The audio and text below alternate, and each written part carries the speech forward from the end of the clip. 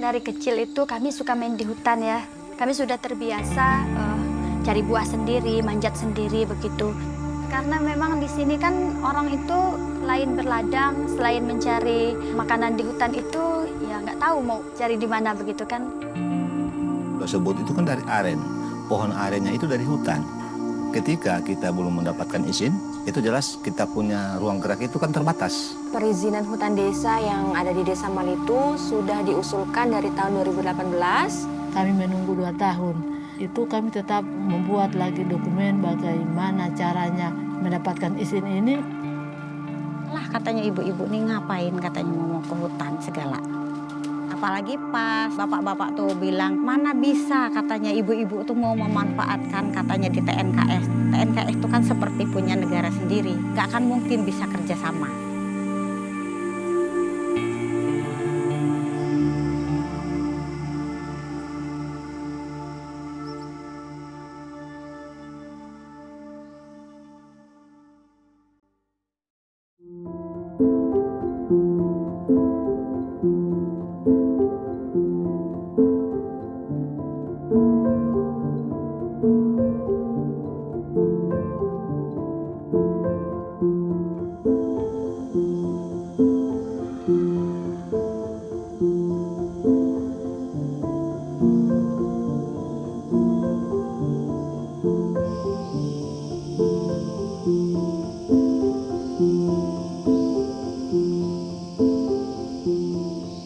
Bapak-bapak tuh ya sering bilang, alah katanya ibu-ibu nih ngapain katanya mau ke hutan segala.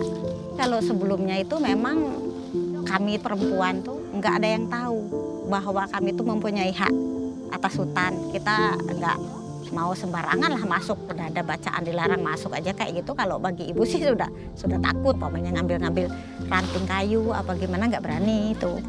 Setelah ibu ada pelatihan-pelatihan itu yang diundang sama LAIP itu, baru ibu di situ tahu.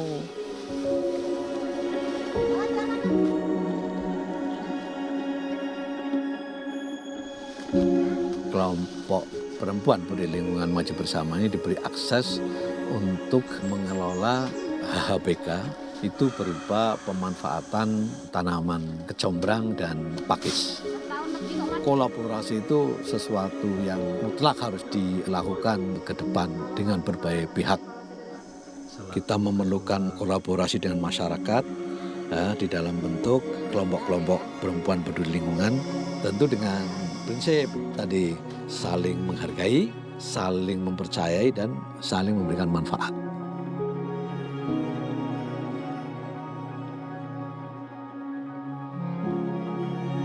Hanya memang ngajak ibu-ibu tuh nggak semudah itu. Memang ada juga ibu-ibu tuh yang imbang lah kayak gitu kan. Apalagi pas bapak-bapak tuh bilang, mana bisa katanya ibu-ibu tuh mau memanfaatkan katanya di TNKS. TNKS itu kan seperti punya negara sendiri. Nggak akan mungkin bisa kerjasama. Jadi ya ibu ya diam aja sementara. Mau bilang apa, karena kita belum ada bukti kan.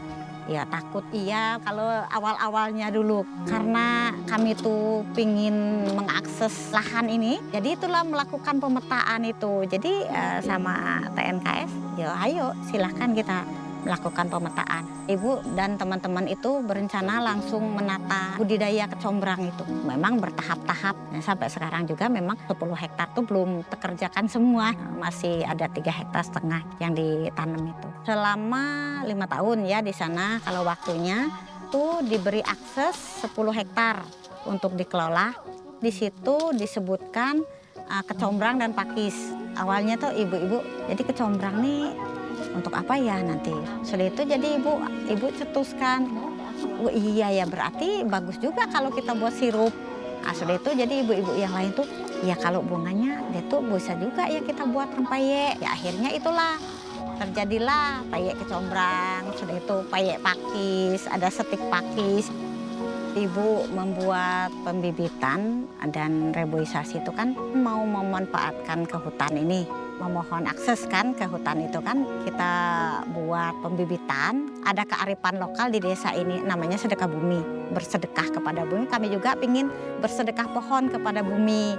Akhirnya sama tokoh adat itu diperbolehkan kan. Akhirnya ibu di dalam acara sedekah bumi itu Jadi ibu menyerahkan bibit kepada masyarakat melalui acara sedekah bumi itu, bersedekah pohon. KPPL Maju Bersama memang kelompok pertama katanya yang mengakses hutan yang bermitra dengan TNKS. Berarti alhamdulillah untuk percontohan katanya kayak gitu. Ya ibu ya seneng sih kayak gitu. Bukan ibu aja ya, ibu-ibu yang lain juga ya merasa seneng kayak gitu kan. Yang dulunya memang disepelekan lah kayak gitu kan. Nah, tapi kalau sekarang ya alhamdulillah karena di kelompoknya untuk menginspirasi kelompok lain.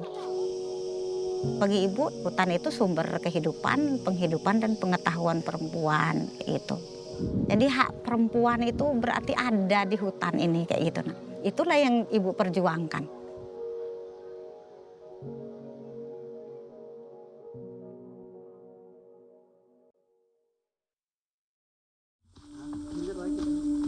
Dari kecil itu kami suka main di hutan ya.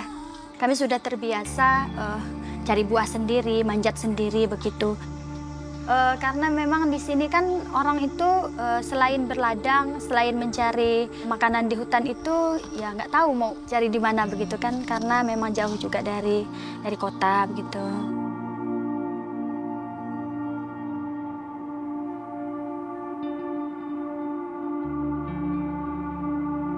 Kalau infrastruktur di menuju Sungai Garong ini sih, saya merasa ya dari dulu sampai sekarang perubahannya masih sangat minim begitu. Ya kalau musim hujan itu sangat sulit Bang dilewati. Nah, disitulah kita membutuhkan rantai saat kita naik tanjakan yang tinggi itu ya. Rantai itu kami lilitkan ke bannya Bang. Itu kalau lumpurnya sudah menggigit benar, dipasang rantai pun tidak mampu dia. Harus ada 2-3 orang ngangkatnya. Saya itu pernah nunggu begitu karena saking saya nggak mampu lagi ngangkat motor dari becek yang luar biasa begitu, mengharapkan bantuan begitu karena saya sudah kelelahan. Saking saya nggak mampu ngangkat motor itu, nggak ada orang yang bantu, saya pernah menangis Bang.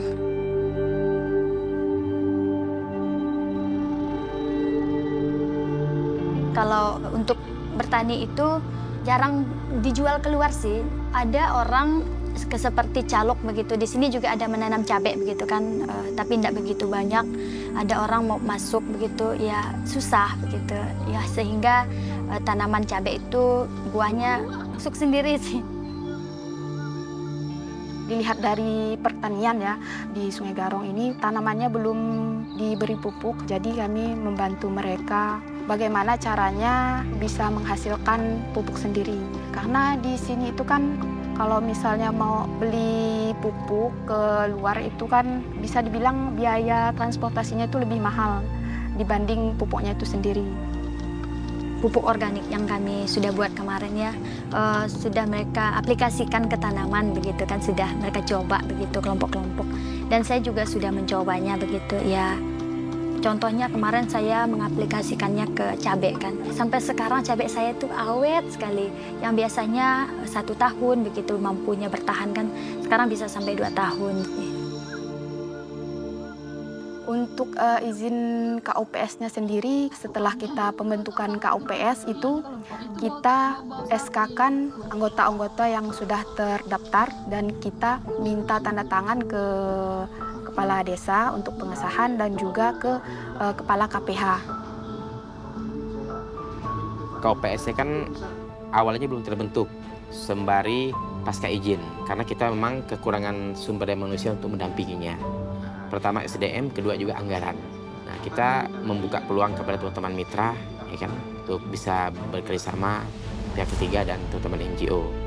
Nah, harapan kita dengan izin USOS itu berjalan dengan baik, kelompok tani hutan dan USOS melalui KUPS-nya itu, dan tentu ini menjadi kebanggaan bagi kita bahwa masyarakat di wilayah kerja kami itu bisa kita berdayakan sehingga ekonominya meningkat, lingkungan terjaga, dan hutan lestari.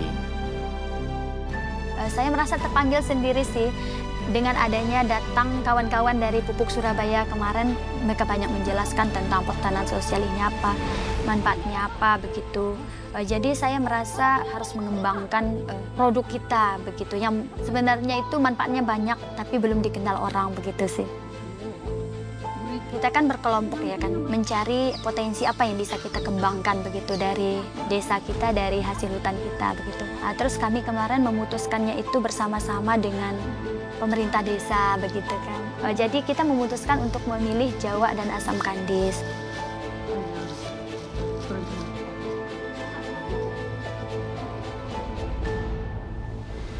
Banyak orang sekarang sudah menanam Jawa itu yang memprioritaskan Jawa begitu kan, ada lahannya sendiri begitu. Ya mungkin karena ada perizinan juga, terus sudah dibantu begitu kan memasarkannya begitu. Terus juga udah banyak orang mengenalnya, terus banyak juga orang permintaan begitu, permintaan dari luar gitu sih. Kalau untuk asam kandis ini kan tanaman hutan liar ya kan, nah, jadi kita itu mengambilnya hanya untuk kebutuhan sehari-hari untuk masak begitu. Ya kalau sekarang banyak orang memanfaatkannya terus diambil ya sengaja dipanjat untuk diawetkan dan diolah dan dijual begitu.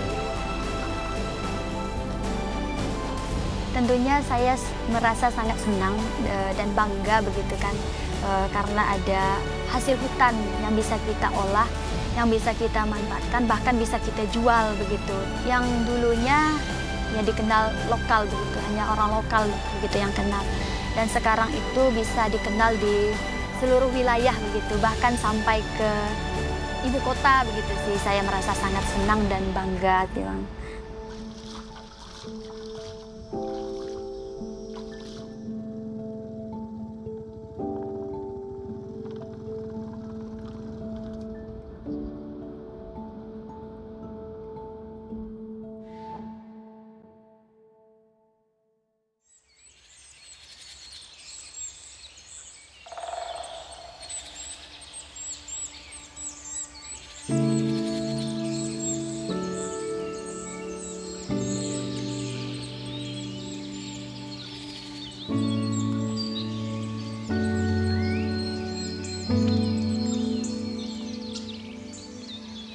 Gula sebut itu kan dari aren, pohon arennya itu dari hutan.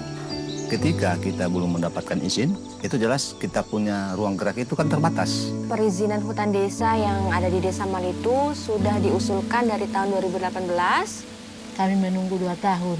Itu kami tetap membuat lagi dokumen bagaimana caranya mendapatkan izin ini. Karena tidak bisa ada perizinan yang tumpang tindih sudah dicabut, jadi kami mengusulkan kembali, kemudian dapat izin di tahun 2022 di bulan Oktober.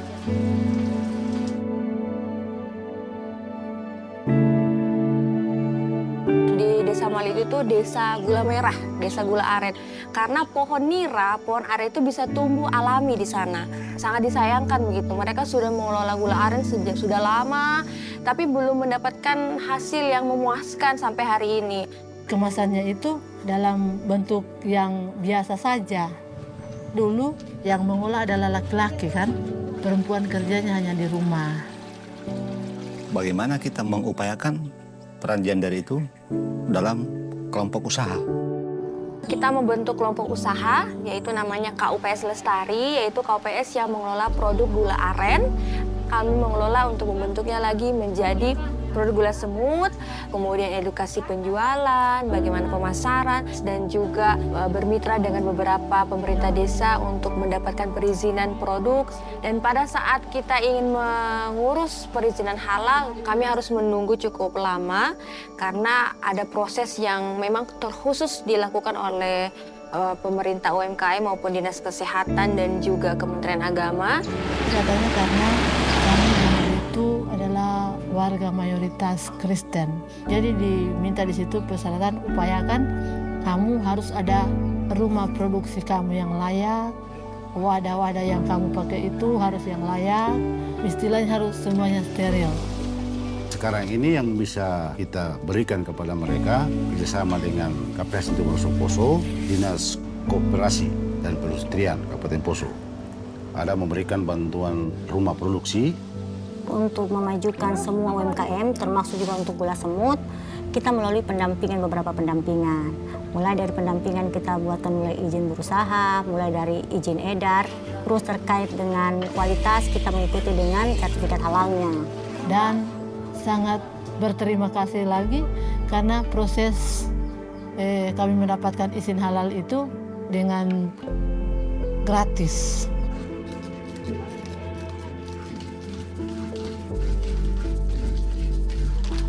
Sekarang itu produk gula semut itu udah bisa dipesan oleh masyarakat yang ada di luar desa Malitu. Kaum perempuan ini benar-benar kita merasakan manfaatnya baik dalam perekonomian, dalam kehidupan rumah tangga kita.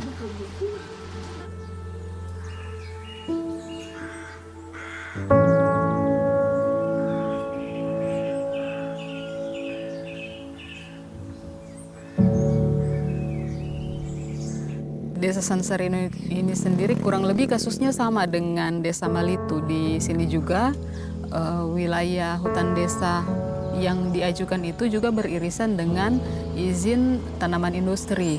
Pengusulannya itu sejak tahun 2017 dan disahkan oleh Kementerian Kehutanan Lingkungan Hidup itu tahun 2022 kemarin.